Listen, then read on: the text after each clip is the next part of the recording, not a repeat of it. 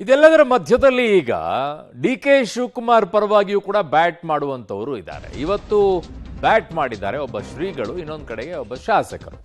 ರಾಜ್ಯ ಕಾಂಗ್ರೆಸ್ನಲ್ಲಿ ಸೆಪ್ಟೆಂಬರ್ ಕ್ರಾಂತಿ ಸಂಚಲನ ಉಂಟು ಮಾಡಿದೆ. ಇತ್ತ ಡಿ.ಸಿ.ಎಂ ಡಿ.ಕೆ. ಶಿವಕುಮಾರ್ ಪರವಾಗಿ ಬ್ಯಾಟಿಂಗ್ ಜೋರಾಗ್ತಾ ಇದೆ.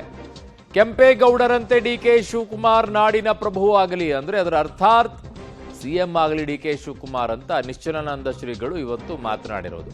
ಡಿ.ಕೆ. ಶಿವಕುಮಾರ್ ಮತ್ತೊಂದು ಹೆಜ್ಜೆ ಮುಂದೆ ಹೋಗಲಿ ಅಂತ ಶಾಸಕ ಪ್ರದೀಪ್ ಈಶ್ವರ್ ಮಾತನಾಡಿರೋದು. ಸ್ವಾಮೀಜಿ ಮತ್ತು ಪ್ರದೀಪ್ ಈಶ್ವರ್ ಅವರು ಬಯಸಿದ್ದು ಡಿ.ಕೆ. ಶಿವಕುಮಾರ್ ಸಿಎಂ ಆಗಲಿ ಅನ್ನೋದು.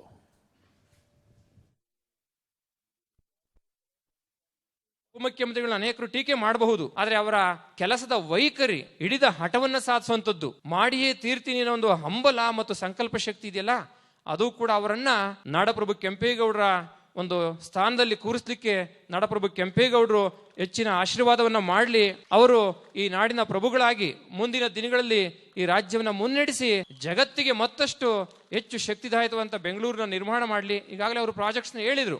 ಇವತ್ತು ನಾಡಪ್ರಭು ಕೆಂಪೇಗೌಡರ ಭವನವನ್ನ ನಿರ್ಮಾಣ ಮಾಡೋ ಸಂದರ್ಭದಲ್ಲಿ ಅವರು ಮಾತಾಡ್ತಾ ಇದ್ರೆ ನಾನು ಗಮನಿಸ್ತಿದ್ದೆ. ಅವರು ಮಾತುಗಳು ಹೃದಯದಿಂದ ಬರ್ತಾ ಇತ್ತು. ನಾವು ಸರ್ವ ಜನಾಂಗದ ಶಾಂತಿಯ ತೋಟವಾಗಿರಬೇಕು, ಹುಟ್ಟತಃ ನಾವು ಒಕ್ಕಲಿಗರಾಗಿ ಹುಟ್ಟಿರಬಹುದು, ಆದರೆ ಸರ್ವರ ಹಿತವನ್ನ ಬಯಸುವಂತಹ ರಾಷ್ಟ್ರಕವಿ ಕುವೆಂಪುರವರ ಆದರ್ಶಗಳನ್ನ, ನಾಡಪ್ರಭು ಕೆಂಪೇಗೌಡರ ಆದರ್ಶಗಳನ್ನ ನಾವು ಹೃದಯದಲ್ಲಿ ಇಟ್ಕೊಳ್ಳೋಣ.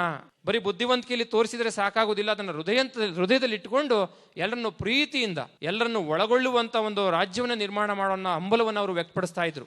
ಒಕ್ಕಲಿಗರ ಪರಮೋಚ್ಚ ನಾಯಕ ಡಿ.ಕೆ. ಶಿವಕುಮಾರ್ ಸಾಹೇಬರು, ನನ್ನ ಕನಸಿನ ಭರವಸೆಯ ನಾಯಕ ಡಿ.ಕೆ. ಶಿವಕುಮಾರ್ ಸರ್ ಅವ್ರನ್ನ ಸ್ಮರಿಸ್ತಾ, ಅವ್ರ ಭವಿಷ್ಯ, ಡಿ.ಕೆ. ಸಾಹೇಬ್ರ ಭವಿಷ್ಯ ಉಜ್ವಲ ಆಗ್ಬೇಕು, ಅವ್ರು ಮತ್ತೊಂದು ಹೆಜ್ಜೆ ಮುಂದೆ ಹೋಗ್ಬೇಕು ಅಂತ ಭಗವಂತನಲ್ಲಿ ಆಶಿಸ್ತಾ.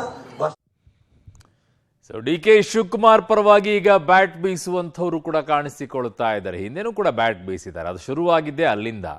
ಅದಾದ ನಂತರ ಸಿದ್ದರಾಮಯ್ಯನವರ ಟೀಮ್ನಿಂದ ಶುರುವಾಗಿದ್ದು ಅವರೇ ಮುಂದುವರಿತಾರೆ. ಯಾರು ಹೇಳ್ತಾ ಇದ್ದಾರೆ ನಿಮಗೆ? ಎಲ್ಲಾದರೂ ಹೇಳಿದಾರಾ ಹೈಕಮಾಂಡು ಅನ್ನುವಂಥದ್ದು ಜೋರಾಗ್ತಾ ಇತ್ತು. ಆರಂಭ ಮಾಡಿದ್ದು ಡಿ.ಕೆ. ಶಿವಕುಮಾರ್ ಪರವಾಗಿದ್ದಂತಹ ಅನೇಕ ಶಾಸಕರು ಹೇಳಕ್ಕೆ ಶುರು ಮಾಡಿದರು. ನೋಡ್ತಾ ಇರಿ, ಡಿ.ಕೆ. ಶಿವಕುಮಾರ್ ಅವರು ಇದೇ ಅವಧಿಯಲ್ಲೇನೆ ಸಿಎಂ ಆಗ್ತಾರೆ ಅಂತ ಹೇಳಿ. ಅದಕ್ಕೆ ತಕ್ಕಂತೆ ಈಗ ಕೆಲವೊಂದಿಷ್ಟು ಹೇಳಿಕೆಗಳು ಬರ್ತಾ ಇದೆ. ರಾಜಣ್ಣ ಅವರು ಹಾಗೆ ನೋಡಿದ್ರೆ ಅವರು ಡಿ.ಕೆ. ಶಿವಕುಮಾರ್ ಪರವಾಗಿದ್ದಾರಾ ಇಲ್ಲ ಸಿದ್ದರಾಮಯ್ಯನವ್ರ ಪರವಾಗಿದ್ದಾರಾ ಅಂತಂದಾಗ ಸಿದ್ದರಾಮಯ್ಯನವ್ರ ಜೊತೆಗೆ ನಿಂತ್ಕೊಂಡಿರುವಂಥವ್ರು ಅವರು. ಹಾಗಾಗಿ ಅವರ ಸ್ಟೇಟ್ಮೆಂಟ್ ಕ್ರಾಂತಿ ಅನ್ನುವಂಥದ್ದು ಏನು ಅನ್ನೋದೇ ಈಗ ಮುಂದಿರುವಂಥ ಪ್ರಶ್ನೆ.